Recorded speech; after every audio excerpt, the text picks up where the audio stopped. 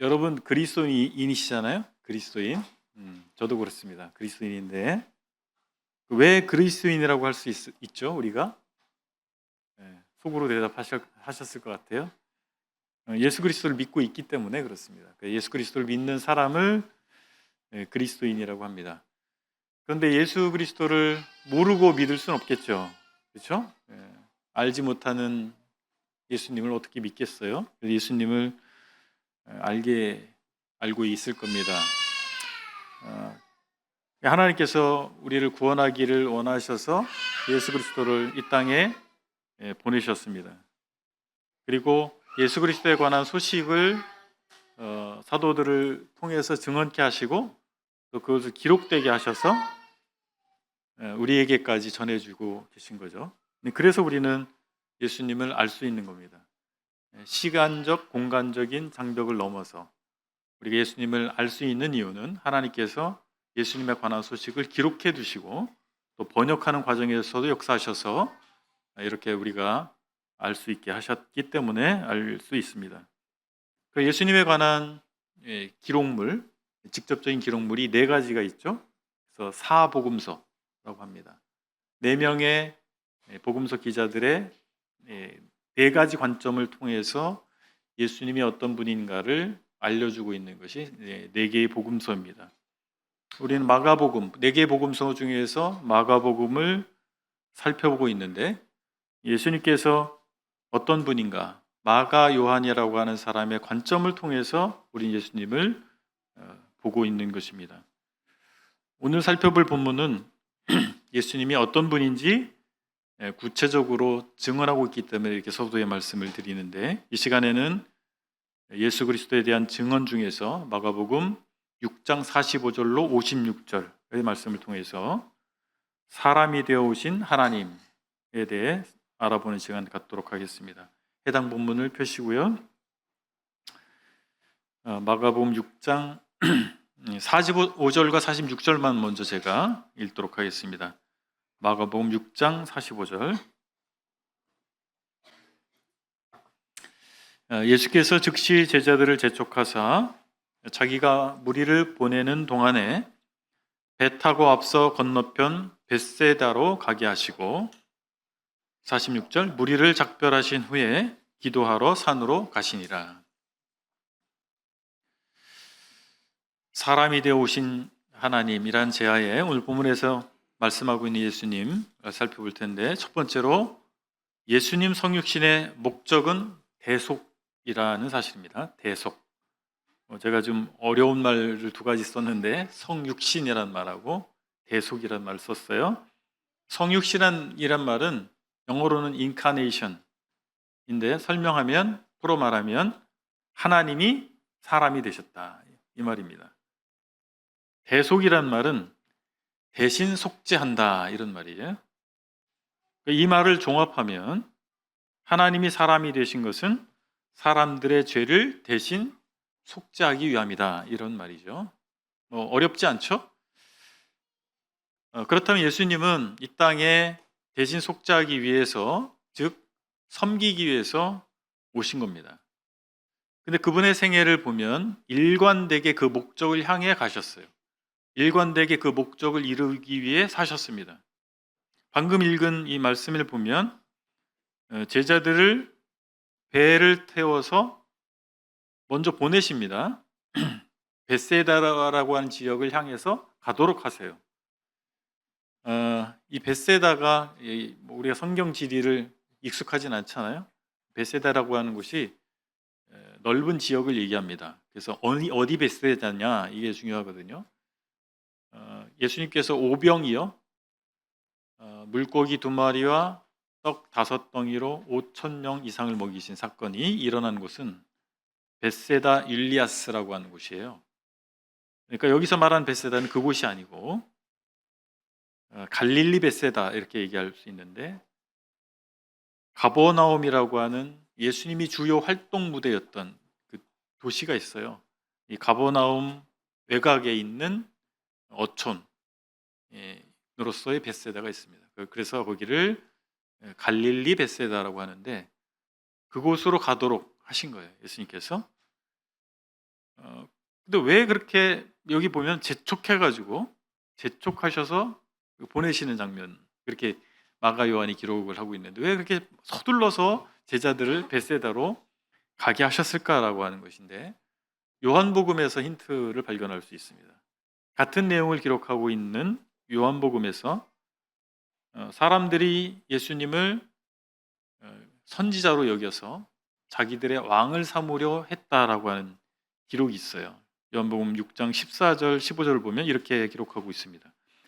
그 사람들이 예수께서 행하신 이 표적을 보고 말하되 이는 참으로 세상에 오실 그 선지자라 하더라. 그러므로 예수께서 그들이 와서 자기를 억지로 붙들어 임금으로 삼으려는 줄 아시고 다시 혼자 산으로 떠나가시니라. 이렇게 요한복음과 마가복음의 기록을 종합해 보면 예수님께서 그 이유가 있는 거예요. 제자들을 보내고 산으로 가신 이유가 유대인들이 예수님을 왕으로 삼으려고 했기 때문에. 이것을 메시아 열광주의라고 표현도 합니다. 그래서 메시아를 통해서 자신들의 현실적인 문제를 해결하기를 간절히 소망했던 유대인들이 이제 로마 제국의 압제 가운데 그들이 있었기 때문에 해방자로서의 메시아를 기대했고, 예수님이 그런 분으로 보인 거예요. 물고기 2마리, 보리떡 5개로 5천 명을 넘게 먹이질 않나, 병자를 고치질 않나. 이걸 보니까 야, 저 사람이 우리를 로마 제국의 압제로부터 해방시켜 줄 사람이다. 저 사람을 왕으로 삼아야 되겠다. 그들의 의도가 그거였단 말이죠. 그래서 이런 부분들을 아셨기 때문에 제자들이 그런 것에 동화되지 않도록 하기 위해서 그들과 접촉하지 않도록 서둘러서 보낸 것으로 보입니다. 예수님이 위기라고 생각하는 것은 사람들이 자신을 찬양하는 것을 위기라고 여기신 거예요. 그들의 찬양의 배후에는, 찬양의 목적에는 왕을 삼고자 하는 것이었고 정치적인 목적이 있었다라고 하는 거예요. 그걸 예수님께서 알아보셨고, 그러한 그들의 의도대로 된다면 성육신하신 그 목적을 이룰 수 없기 때문에 그 목적을 방해하는 것이기 때문에 예수님께서는 그들을 뿌리치시고 또 제자들이 그들과 동화되지 않도록 차단하시는 행동을 하신 것으로 보입니다. 우리가 읽고 있는 마가복음, 우리가 살펴보고 있는 마가복음의 주제 말씀이 10장 45절이잖아요. 저 위에도 플랜카드에 있지만 인자가 온 것은 섬김을 받으려 함이 아니라 도리어 섬기려 하고 자기 목숨을 많은 사람의 대속물로 주려 함이니라. 예수님은 마땅히 왕으로서 찬양받으시기 합당한 분이세요. 우주의 왕이십니다. 하나님이십니다.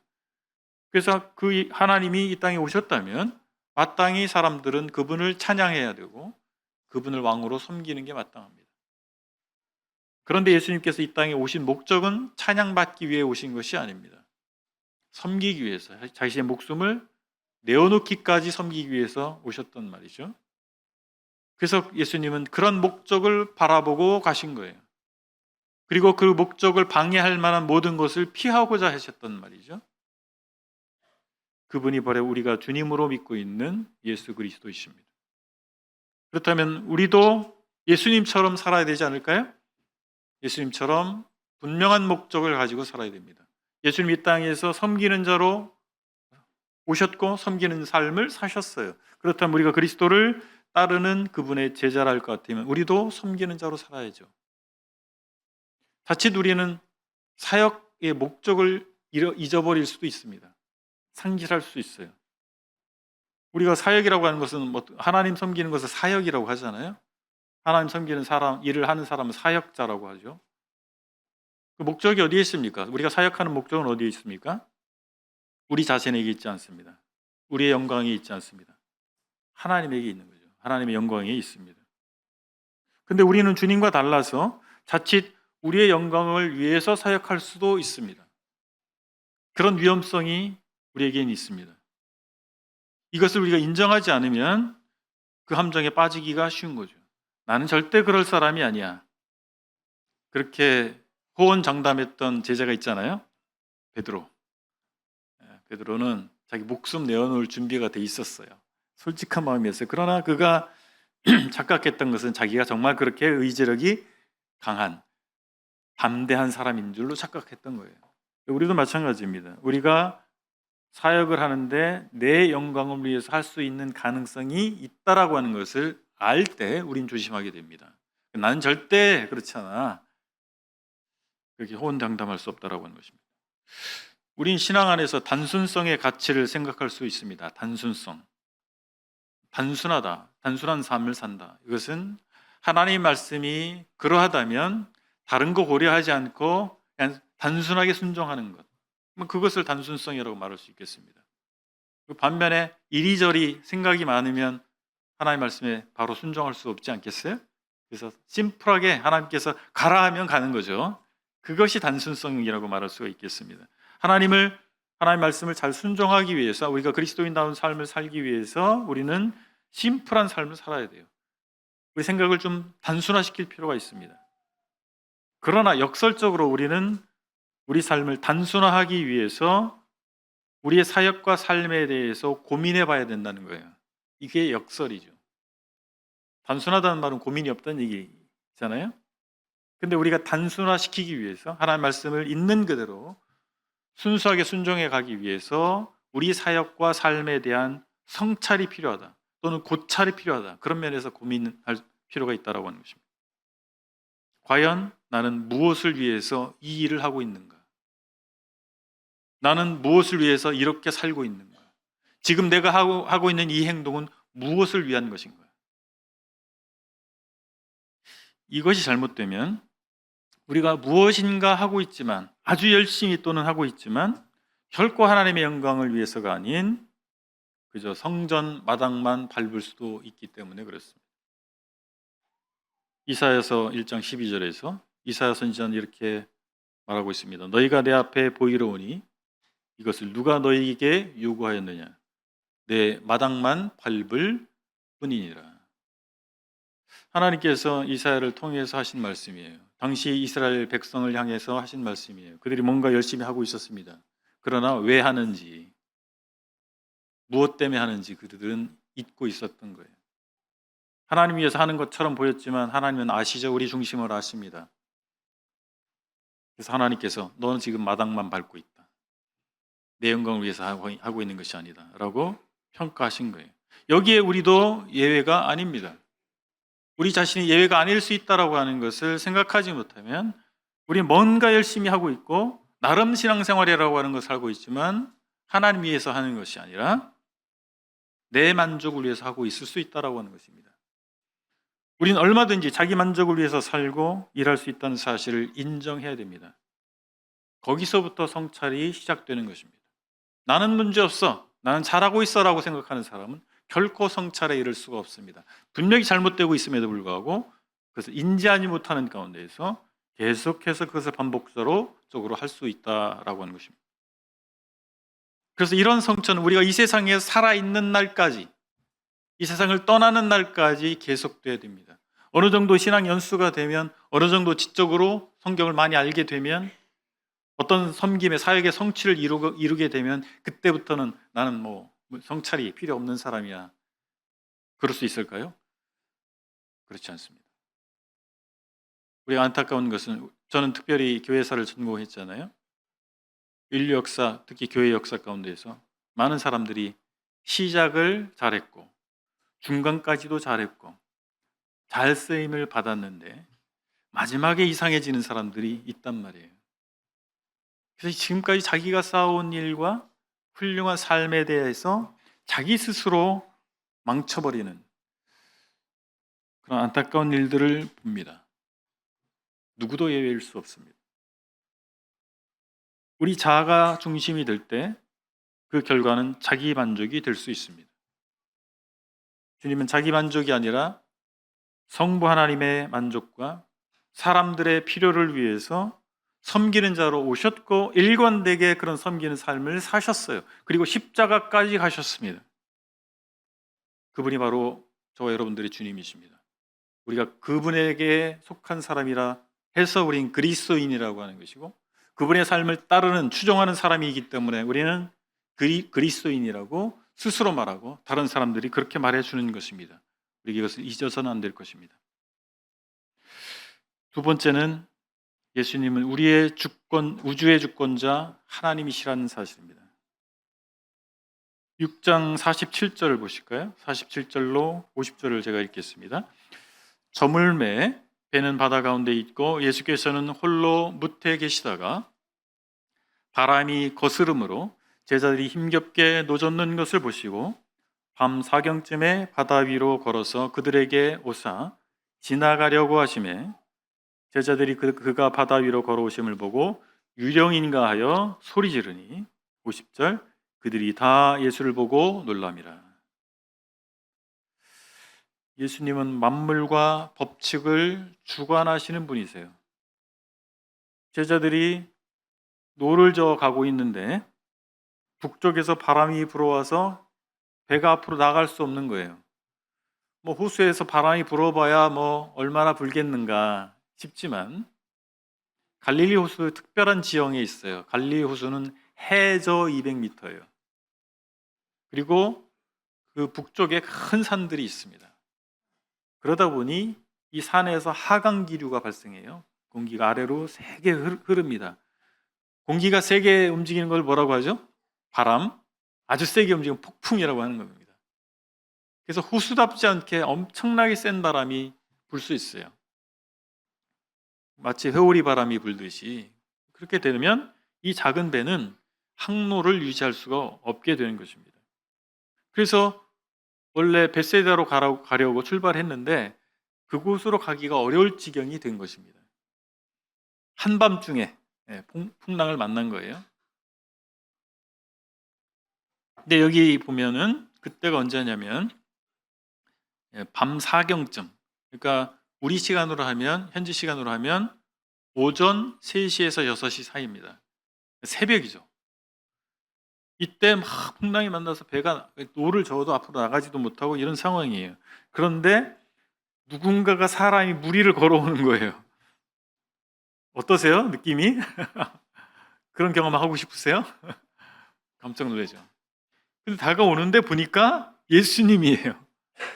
예수님 어디 계셔야 돼요? 산에, 기도하러 산에 가셨거든요. 이 산에 계실 예수님이 무리를 걸어오시는 거예요. 깜짝 놀랐어요. 어찌 이런 일이. 믿어지지 않는 상황이죠. 자기가 보고 있는데 보고 있는 장면이 믿어지지 않는 거예요. 그래서 유령인가 이렇게 생각할 정도로 너무 놀랐어요. 근데 예수님께서 지나가려고 하셨다 이렇게 마가 요한이 기록하고 있잖아요. 지나가다. 이 말이 흥미로운 표현이에요. 이 표현이 우리가 히브리어 헬라어를 모르니까 그런데 이 헬라어에서 이 표현된 우리 지나가다로 표현된 이 말은 구약 성경을 헬라어로 유대인들이 번역했거든요. 구약 39권을 헬라어로 번역을 했어요. 그것을 70인역이라고 합니다. 그래서 구약 성경에 나타난 하나님의 현현에 대해서 바로 이 단어를 가지고 70인역 헬라어로 번역을 했어요. 지나가시다. 하나님의 나타나심을 표현한 말이에요. 어떻게 보면 관용어구입니다. 하나님의 나타나심 표현한 관용어구를 가지고 마가 요한은 예수님에게 적용한 거예요.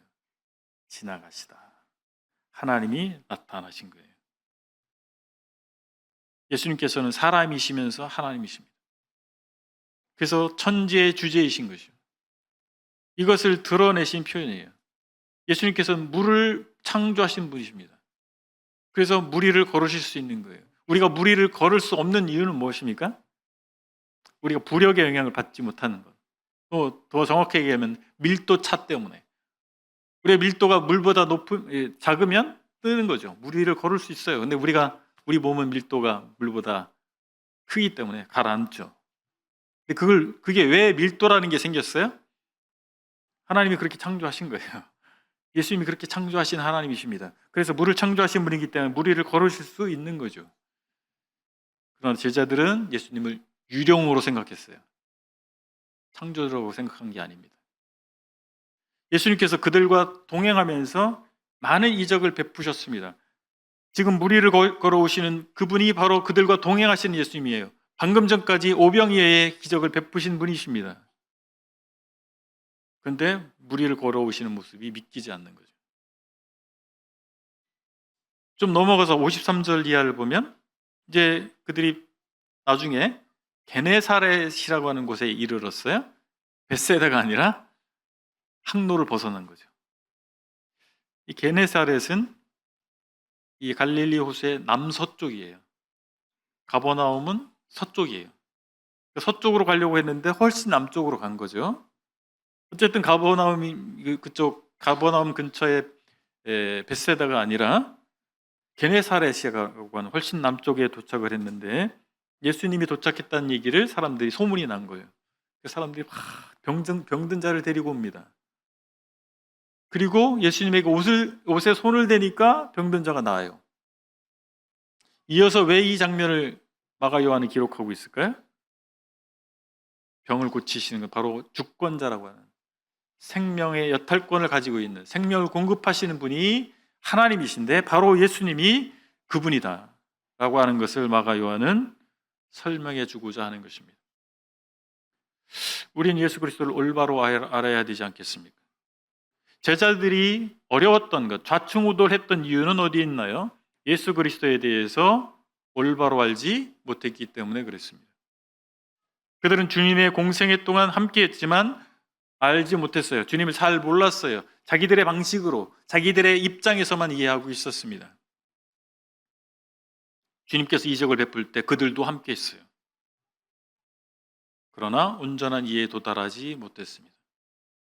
마가는 그의 복음서를 예수 그리스도에 대한 모든 것을 알고 믿은 후에 기록하고 있는 거예요. 동행하는 과정에서 마가 복음을 기록한 게 아니에요. 예수님께서 십자가에 달려 죽으시고 부활하시고 제자들 만나시고 승천하신 이후에 마가는 마가 요한, 이 마가복음을 기록하고 있는 것입니다. 그래서 마가 또한 제자들이 경험했던 것과 같이 그도 예수님을 만났고 경험했는데 그때는 몰랐던 거예요. 그것이 무슨 의미였는지 몰랐던 거예요. 그분의 말씀이 어떤 의미였는지 몰랐던 거예요. 그분의 이적 베푸심이 무엇을 의미하고 있는 것인지 몰랐던 거예요. 그때 세월이 지나서 모든 것을 알게 됐습니다. 예수님은 사람이 되어 오신 하나님이시구나. 그래서 마가는 이것을 안 상태에서 지금 이 복음서를 기록하고 있는 것입니다. 그때 그 일이 바로 예수님의 어떠함을 알려주는 것이었구나. 예수님의 가르침과 이적 베푸심을 직접 경험한 제자들이 예수님을 올바로 알아보지 못했다면 저와 여러분들은 어떻겠어요? 그러나 예수님 어떤 분인지 올바로 아는 것은 허무한데 굴복하던 인생이 영생으로 표현된 진정한 가치 있는 삶으로의 전환을 맛보게 하는 것입니다. 요한복음 17장 3절에서 사도 요한은 영생에 대해서 이렇게 설명하고 있습니다. 영생은 곧 유일하신 참 하나님과 그가 보내신 자 예수 그리스도를 아는 것이니이다. 사도 요한은 영생을 그냥 오래 사는 것으로 말하고 있는 것이 아닙니다. 가치 있는 삶을 얘기하는 것입니다. 진정 가치 있는 삶, 생명력 있는 삶, 하나님의 역사심이 있는 삶, 그 역동적인 삶을 사도 요한은 영생이라고 표현하고 있는 것입니다. 그 영생은 어떻게 시작될 수 있다고요? 참 하나님을 아는 것입니다. 그 보내신 아들 예수 그리스도를 아는 것입니다. 마가 요한을 비롯해서 예수님과 동행했던 많은 사람들의 인생이 어떻게 바뀌었을까요? 그들이 예수가 어떤 분인지를 제대로 알게 됐을 때 그들의 인생이 바뀌었습니다. 예수님과 동행할 때는 몰랐어요. 그 예수님이 어떤 분인지 잘 몰랐어요. 그런데 시간이 지나고 나서 예수님이 어떤 분인지를 제대로 알 수 있게 됐습니다. 그랬을 때 그들의 인생이 달라졌어요. 영생의 가치가 그들의 삶 가운데 나타난 것입니다. 그들의 삶의 성격이 바뀐 것입니다. 그들의 삶의 목표가 바뀐 것입니다. 복음은 예수 그리스도에 관한 소식입니다. 복음을 믿는다라고 하는 것은 예수 그리스도를 온전히 알고 믿는 것을 뜻합니다. 그래서 복음은 믿는 사람들의 삶을 바꿔놓는 것입니다. 저와 여러분들이 예수 그리스도를 정말 믿는다 할 것 같으면 여러분의 라이프 스타일이 바뀌는 것입니다. 인생의 목표가 바뀌는 것입니다. 세계관이 바뀌는 것입니다. 우리가 한 인격을 만나기 때문에 그 인격은 사람이 되어 오신 하나님이신 예수님이기 때문에, 그분이 나의 삶 가운데 들어오셨기 때문에, 그분이 나의 삶 가운데 주인이 되셨기 때문에 그 삶이 바뀌는 거죠. 대통령이 바뀌면 나라가 바뀌잖아요. 그래서 잘 뽑아야 되는 거잖아요. 우리 인생도 마찬가지입니다. 누가 주인이냐에 따라서 인생이 달라지는 것 아니겠습니까? 내가 여전히 주인으로서 살고 있다면 예수님에 대한 정보를 그냥 받아들였을 뿐이지, 그분이 나의 인생의 주인으로 그분을 모신 적이 없다 할 것 같으면 여전히 나의 인생은 나잖아요. 그럼 내가 마음대로 살아가는 거죠. 내가 원하는, 가치 있다고 여기는 것, 좋다고 여기는 삶을 선택하며 살아갈 것입니다. 그러나 우리가 예수 그리스도를 주님으로 믿는다 할 것 같으면, 그분을 나의 인생의 주인공으로 모셔들었다 할 것 같으면 그것이 믿는 거라고 성경은 말씀하고 있습니다. 인생이 바뀌는 거죠.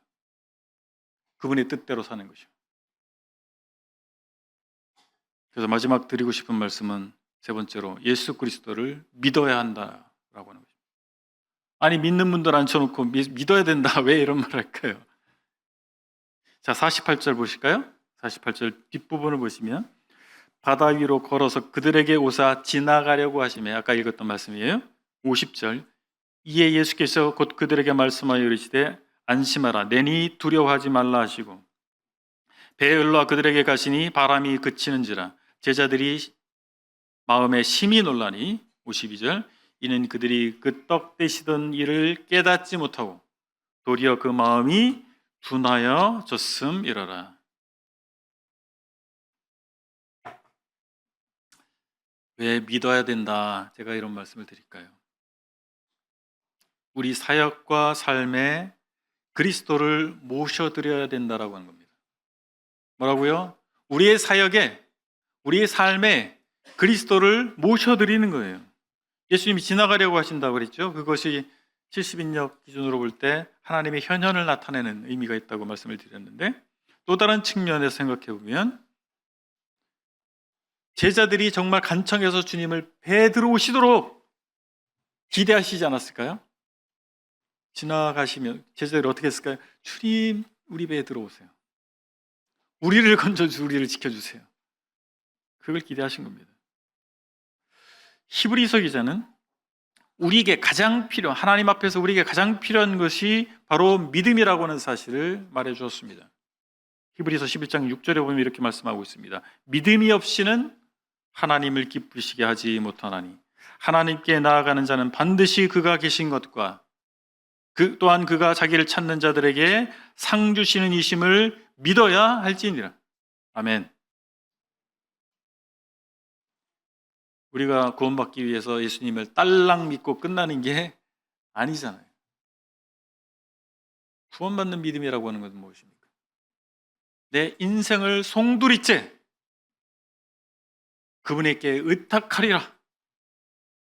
예수 그리스도에게 내 인생을 송두리째 의탁하리라고 하는 결정입니다. 선택입니다. 그것이 믿음이에요. 많은 사람들이 구원받는 믿음에 대해서 오해합니다. 지적 동의. 그래, 천국 가게 해준다며, 내 죄를 다 가져갔다며, 아이고 후련해라. 이거 내 마음대로 사는 거예요. 자유로운 인생 살아요. 진리가 너희를 자유케 하리라. 그래, 자유로운 거야. 그래, 가고 싶으면 가고, 오고 싶으면 오고, 성경 읽고 싶으면 읽고, 전도해도 되고 안 해도 되고. 그래도 지옥 안 가. 세상에서 누릴 거 다 누려보고 죽어서 천국도 가고. 그것이 성경에서는 말하는 믿음이라고 생각한다면 여러분, 심하게 착각하고 있는 겁니다. 마태복음 7장 20절 이하에서 뭐라고 말씀하고 있습니까? 나더러 주여 주여 하는 자마다 다 천국 가는 것이 아니다, 주님 말씀하셨어요. 제자들은 오병이어의 기적에서 주님의 능력을 보았음에도 불구하고 그분에게는 불가능이 없다는 사실을 아직도 깨닫지 못하고 있는 겁니다. 그 마음이 둔하여 졌음이로라. 예수님이 우리를 걸으신 것은 그들이 조금 전에 목격한 오병이어의 기적보다 못한 기적이, 더한 기적이 아닙니다. 비슷한 거예요. 그렇잖아요? 물고기 2마리하고 보떡 5개로 5천 명을 어떻게 먹여요? 그게 가능한 일이겠어요? 무리를 걷는 거하고 뭐가 더 큰 기적입니까? 만약 어떤 사람이 예수님께서 피조물을 다스리시는 하나님이심을 안다면, 그분은 진짜 안다면 어떤 선택을 할까요? 주님, 저의 삶에 들어오셔서 저의 삶을 경영해 주십시오. 그렇지 않을까요? 나보다 훨씬 낫잖아요. 내가 경영하는 것보다 훨씬 낫잖아요. 내가 계산하고 내가 노력해서 얻어가는 것보다 만주의 주이신 하나님께서 하신다면 훨씬 낫지 않겠습니까? 그것이 현명한 선택이죠. 예수님은 우주의 주권자로 여러분 믿고 계십니까? 아멘. 그러면 여러분의 사역 가운데에서, 여러분의 가정에, 여러분의 삶에 그분을 모셔드려야죠. 근데 천국 가는 문제에 대해서는 예수님을 믿는다고 얘기하지만 여러분의 사역 가운데서, 여러분의 가정에, 여러분의 인생에 예수님을 왜 모셔드리지 않습니까? 여러분 정말 모시고 있습니까? 그것입니다. 내가 뭔가 자꾸 해보려고 하는 거예요. 내 생각대로 뭔가 해보려고 하는 거예요. 그러니까 인생에 답이 없죠. 제자들이 예수님을 제대로 알지 못했을 때 그들에게 답이 있었나요? 좌충우돌했습니다. 주님이 행하셔야 됩니다. 주님이 내 삶 가운데 주인이 되시면 주님이 행하시죠. 열매는 주님에게 있는 거예요. 우리가 만들어내는 게 아닙니다. 우리가 어떻게 물고기 2마리와 보리떡 5개로 5천 명을 먹이겠습니까? 200데나리온이 더 든다라고 계산 딱 나오잖아요. 어디 가서 돈 벌어 올 거예요? 불가능한 일입니다.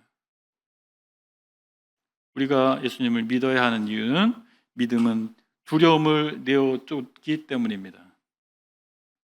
예수님은 그들에게 말씀하셨어요. 안심하라. 내니 두려워하지 말라. 여기 내니라고 하는 표현도 흥미로운 표현이에요. 구약 성경에 하나님은 나는 스스로 있는 자니라 이렇게 말씀하셨는데, 이것을 헬라어로 번역하면 에고 에이미라고 하는, 제가 죄송합니다, 헬라어를 사용해서. 이게 아주 굉장히 많이 쓰이는 표현인데, 이것이 바로 주님이 스스로 있는 분임을 표현하는 헬라어식 표현입니다. 여기 나라고 하는 내니 두려워 말라, 이 나라고 하는 말이 바로 에고 에이미, 나는 스스로 있는 자라고 하는, 나는 하나님이다. 그러니 두려워하지 말라고 주님께서 하신 말씀을 마가 요한이 어필하고 있는 거예요. 저와 여러분들에게 말씀해 주고 있는 것입니다. 만유의 주이신 주님이시다라고 하는 겁니다. 그래서 우주의 주권자이신 그분이 내 삶 가운데 들어오시면, 초청하면, 우리가 그분을 초청하면 두려워할 일이 없다라고 하는 것입니다.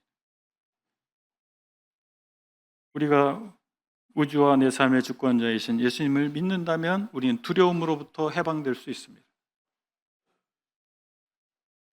제 비밀을 공개하겠습니다.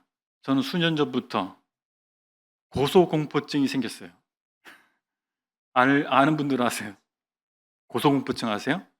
높은 데 가면 사지가 벌벌 떨리는 거예요. 제가 그런 게 있다는 걸 안 믿어지시죠? 되게 씩씩할 것 같은데. 제가 그런 거 없었어요. 제가 20대 때 알바할 때요, 그 건축 현장에서 한 5층 높이 이런 데서도 밖에 외벽에서 이 쇠봉 이런 거 붙잡고 다니면서 발판 깔고 이런 걸 했어요. 안 무섭더라고요. 어른들은 무서웠고 못 하는데 그런 것도 했어요. 그런데 어느 날 갑자기 높은 데 올라갔는데 너무 무서운 거예요. 지금도 출렁다리 같은 거 못 지나갑니다. 저는. 제 아내는 엄청 재밌어합니다. 제가 무서워서 덜덜 떨면 엄청 재밌어요. 그동안 쌓인 게 많은 모양이에요. 쌤통이다, 잘 됐다. 여러분 중력이 우리를 붙들어주는 효과도 있는데 엄청 두려움을 줍니다. 무서움을 줘요, 중력이. 그렇잖아요? 높은 데 올라가면 왜 무서운 거예요? 떨어지니까. 떨어질까 봐 무서운 거죠. 중력은 우리를 떨어지게 하죠. 예수님은 중력을 이기고 계신 거예요. 그분이 우리 주님이십니다. 중력을 무효화시킬 수 있는 분이에요. 중력의 법칙을 제정하신 분이기 때문에 중력의 법칙을 무효화시킬 수 있는 분입니다. 시간을 창조하신 분이기 때문에 시간으로부터 초월하실 수 있는 분이세요. 여러분은 시간의 흐름 앞에 여러분 자유로우십니까? 어제도 GDP 행사에서 제가 그 말씀을 드렸는데 우리는 시간에 속해서 시간의 제한을 받고 있다. 그래서 저도 흰머리가 이렇게, 그리고 이 소갈머리가 없는데 있는 것처럼 보이려고 머리를 띄우고, 왜 그래요? 세월을 먹고 있기 때문에. 그러니까 우리는 무덤을 향해 가고 있는 거예요. 여기서 자유로울 분 계세요? 무덤 안 들어갈 분 계세요? 난 화장해서 뿌릴 거니까 무덤에 안 들어갑니다. 그게 그 얘기지. 그렇죠? 시간은 우리에게 두려움을 주지 않나요? 시간의 흐름을 여러분 어떻게 생각하세요? 시간이 흘러갈수록 기쁘다. 야, 난 늙어지는 게 기쁘다. 내가 80 먹는 게 기대가 된다. 그런 분 계세요? 두려워요. 왜요? 종말을 향해 가기 때문에 그렇습니다. 많은 것을 우리에게서 뺏어가기 때문에 그래요. 그래서 두려운 거예요. 근데 우리 주님은 시간을 창조하신 분이고 시간을 초월해 계신 분이잖아요. 우리에게 생명을 주신 분이세요. 생명을 창조하신 분이세요. 그래서 죽음을 극복하시고 영원한 생명을 주시는 분이십니다. 우리가 가장 두려운 게 무엇입니까? 죽는 거잖아요. 근데 생명이 누구에게 있어요? 누구에게 있습니까? 주님에게 있는 것입니다. 주님 자체가 생명이십니다. 아무 무생명, 진흙 덩어리에 생기를 불어넣으시니 생명이 된지라. 아멘. 아무것도 아닙니다. 우리가 죽으면 우리 생명이 우리에게서 몸에서 빠져나가면 우리는 그냥 썩어지는 흙덩이에 지나지 않습니다. 생명이 어디에서 있느냐? 내가 생명을 지키려고 해서 지켜지는 게 아닙니다. 하나님이 주시는 거예요. 육체의 생명은 영원하지 않습니다. 그래서 우리는 다음 생명이 필요해요. 영원한 생명이 필요한 것입니다. 하나님께서 그 영원한 생명을 우리에게 주시는 분이십니다. 우리가 예수님을 제대로 믿는다면 이러한 두려움에서 벗어날 수 있지 않겠습니까? 우리의 믿음은 허구나 허상을 믿는 것이 아닙니다. 그래서 우리가 복음 전해 들을 때 다 따져봤잖아요. 여러분 따져보지 않고 믿은 분 계세요? 전 특히 많이 따지는 사람이라 엄청 따졌어요. 따져보니 하나님 살아계시더라고요. 성경이 하나님 말씀이더라고요. 끝났잖아요. 뭐 더 이상 따질 게 있어요? 끝났잖아요. 그죠? 검증 끝났잖아요. 그럼 그분에게 나의 삶을 의탁해야죠. 그래서 우리는 계속해서 복음으로 돌아갈 필요가 있습니다. 그리고 다다음 주에 복음 집회가 있잖아요. 믿는 분들도 열심히 들으세요. 우린 복음 앞으로 나가야 됩니다. 하나님의 실존 앞으로 나가야 되는 것입니다. 하나님 정말 살아계시구나. 하나님 우주의 주권자라는 사실 앞에 우리가 나갈 필요가 있는 것입니다. 그리고 예수께서 사람이 되어 오신 하나님이라는 사실을 우린 복음 안에서 다시 발견할 필요가 있다는 것입니다. 이 사실에 대한 확증이 필요합니다. 그러면 우리는 복음답게, 복음을 믿는 사람답게 살 수 있습니다. 쫄부로 살지 않고 담대하게 살 수 있습니다. 한 발은 하나님께, 한 발은 세상에 놓고 기웃기웃하지 않고 과감하게 두 발을 다 하나님 앞에 놓고 살 수 있지 않겠습니까? 우리를 사로잡는 염려와 두려움 때문에 우리가 타협하지 않고 돌아가는 길을 선택하지 않고 승리하는 삶을 살 수 있을 것입니다. 믿음은 그 대상이신 주님의 역사를 체험하게 합니다. 51절에 보니까 예수님께서 배에 올라오시니까 바람이 즉시 멈췄어요. 제자들의 배에 주님이 승선하시니까 풍랑이 멈춘 것처럼 우리 사역과 삶에 주님이 임재하심으로 우리 사역과 삶의 안녕을 도모할 수 있는 것입니다. 우리 가운데 주님이 임재하심을 소망해야 됩니다. 돈 많이 벌게 해주세요. 건강하게 해주세요. 이게 아니라 주님 저의 삶에 임해 주십시오. 저와 함께 해주십시오. 그것이 우리의 삶의 성패를 좌우할 것입니다. 우리는 스스로 아무것도 아니라는 사실을 겸손히 인정해야 됩니다. 나는 아무것도 아닙니다. 난 노바디예요. 겸손한 사람 앞에 주님이 임하시는 거예요. 시편 47편 6절에서 여호와께서 겸손한 자들은 붙드시고 악인들은 땅에 엎드러 떼지는도다. 누구를 붙드신다고요? 겸손한 자를 붙드십니다. 우리는 결코 하나님 앞에 당당할 수 없잖아요. 우리는 하나님의 은혜를 너무나 당연시하고 하나님 앞에 당당하는 그런 용기가 있더라고요. 당당할 수 없어요. 난 이렇게 멋지거든요. 난 이렇게 잘났거든요. 그럴 수 있는 사람 누가 있어요? 그런 분 계십니까? 아무도 없습니다. 당당할 게 없어요. 당연한 게 아닙니다. 하나님 은혜죠. 우리가 잘나서가 아니에요. 우리가 믿음이 좋아서가 아닙니다. 우리가 열심히 해서가 아니고 하나님께서 은혜를 베푸신 거죠.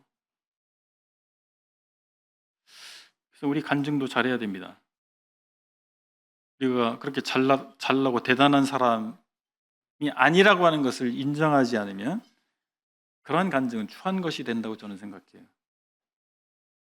아름다운 여인이 삼가지 아니하는 것은 마치 돼지코의 금고리 같으니라. 우리는 아무것도 아닙니다. 근데 하나님께서 우리 삶에 역사하셔서 은혜 베푸셔서 우리가 열매 맺게 하시고 뭔가를 성취할 수 있게 하시는 하나님이시지 않겠습니까? 우리의 믿음이 대상이신 주님은 우주의 주권자이시지만 우리를 구원하기 위해서 유한한 존재인 사람이 되셨습니다. 현재 관측 가능한 우주라고 하는 표현이 있어요. 관측 가능한 우주의 크기는 약 457억 광년이랍니다. 너무 숫자가 커가지고 감이 안 와요. 457억 광년, 빛의 속도로 457억 년을 가야 그 끝에 도달할 수 있는 그게 관측 가능한 우주예요. 망원경이 기술이 발달해서 볼 수 있는 거리예요. 거기에 끝이 아니고 거기까지만 볼 수 있어요. 이 우주를 하나님 창조하신 거예요. 그 하나님께서 사람이 돼서 창백한 푸른 점이라고 하는 미세먼지와 같은 이 지구에 사람이 오신 거예요. 이해가 안 되는 일입니다.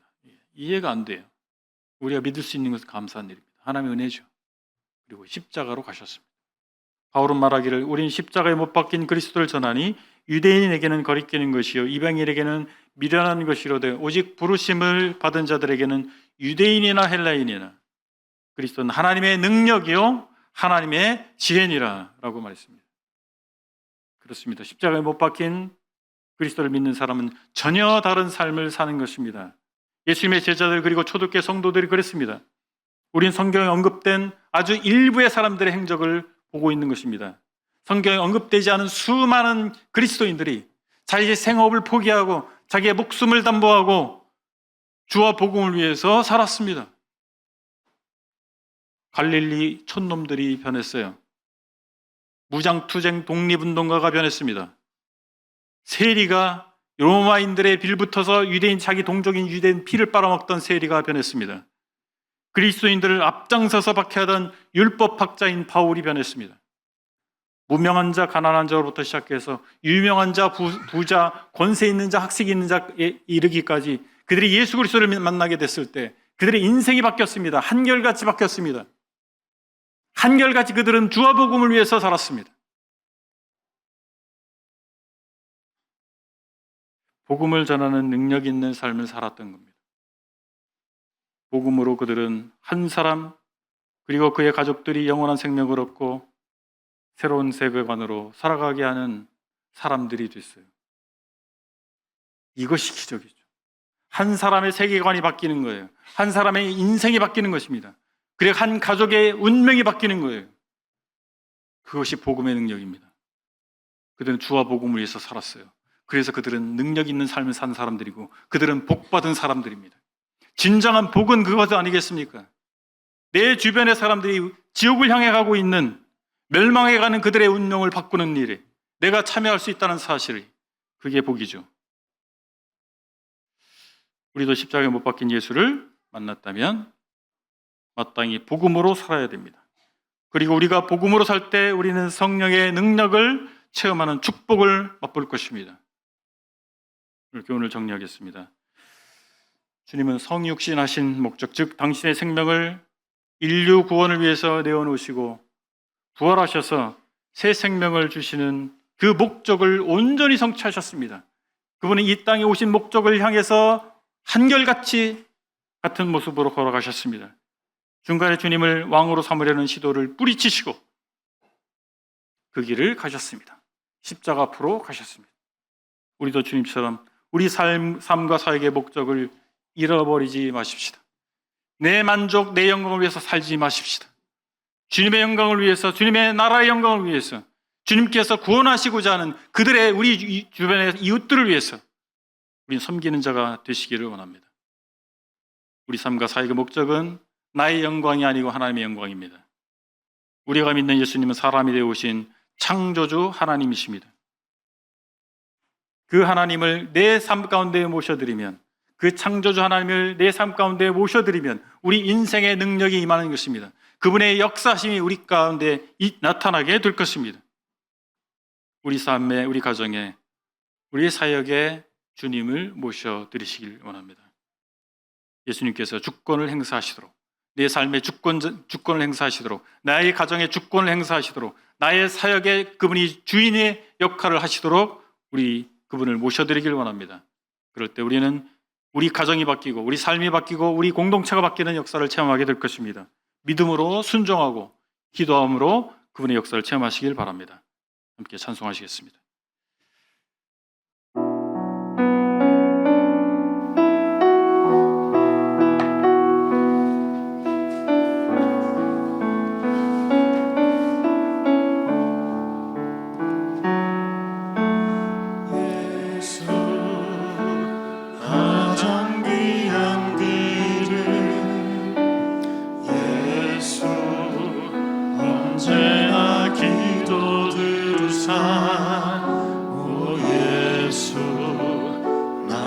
손 잡아주시는 가장 귀한 그 이름